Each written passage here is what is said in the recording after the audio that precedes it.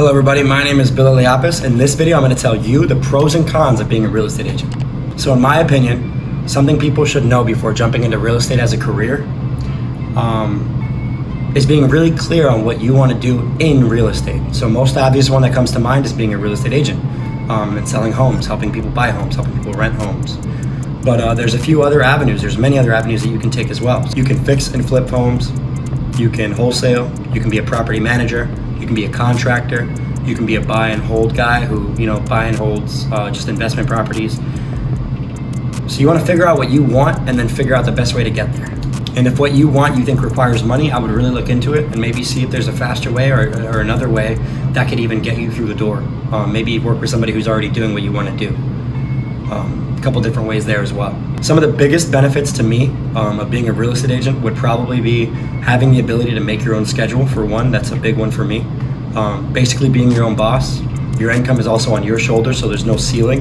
You can go as high as you want, just as long as you continue to work. It really depends on the work that you put in.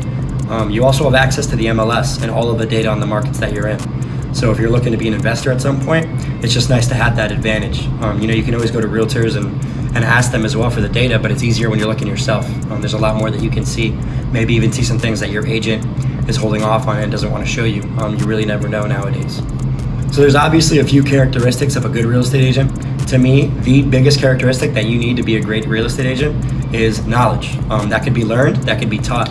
So as long as you're knowledgeable, as long as you want to learn, then you will continue to grow and you will become a better agent. Likability is the second one. So, being likable, just having that personality, being able to speak to people, being able to come off the right way, that's pretty important as well. Some people have it naturally, some people have to work a little bit harder at it, but it definitely helps get the, with that communication with clients and prospective tenants and just things like that. Everything else is just attributes that will help you get further and to keep the momentum, like answering every call and text. Being available is something that you can take so far, even if you're really, really bad at everything else. Just being able to be there. Most agents aren't nowadays. So if you're able to pick up your phone, answer a text within minutes, it definitely will take you far, just that alone. So although there are perks of being your own boss, there's also some cons about the real estate business, that comes along with that, such as the process that it takes to get your license. It's a 70-hour course of classes in the state of New Jersey for us.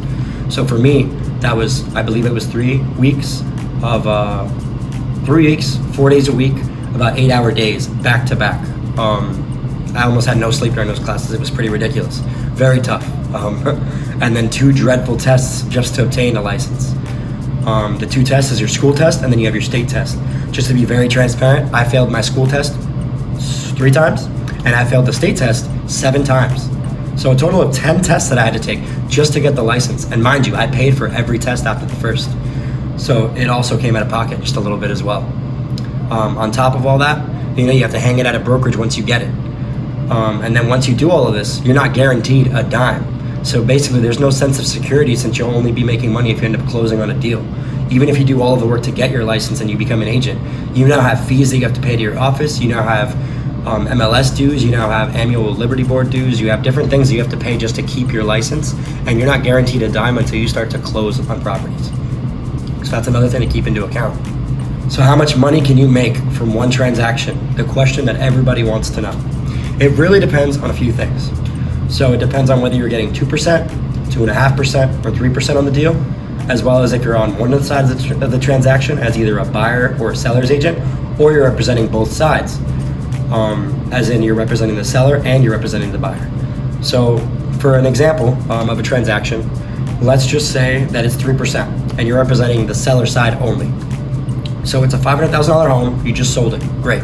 So the 3% of that, doing simple math, is about $15,000. Now after the average 70-30 split with your broker, they take 30%, you take 70%, you take home about $10,500. But if you were representing both the seller and the buyer, that could be a potential profit of about $21,000. So that's where things start to get pretty crazy. However, that deal in itself could take anywhere from 30 to 90 days to close. So in between that, you also have to be doing more work. You have to be showing rentals, you have to be showing buyers, you have to be going to open houses, things like that. Some good marketing techniques to try to resell a home consist of things like staging. Sometimes virtual staging can do the job and at least grabbing the attention online from people who are viewing your listing. Coming up with good marketing packets, with great info on not only the home, but the surrounding neighborhood as well. Things that are nearby, things that are walking distance, transportation, schools, restaurants, things like that is pretty important for your average buyer. You can hold open houses once a week. You can follow up with any of the leads that come through, whether it's your open house, your team's open house, or a different agent's open house. You can reach out to them. Calling other agents that have recently sold homes in extremely similar areas to yours, an extremely similar bedroom, bathroom count as well as in the same neighborhood. They'll have leads that, missed out on their listing. So they may have some interested buyers as well to check out yours. There's a few different tactics and different marketing levels and different things that you could do to help you in the process just to get things done quicker and more efficiently.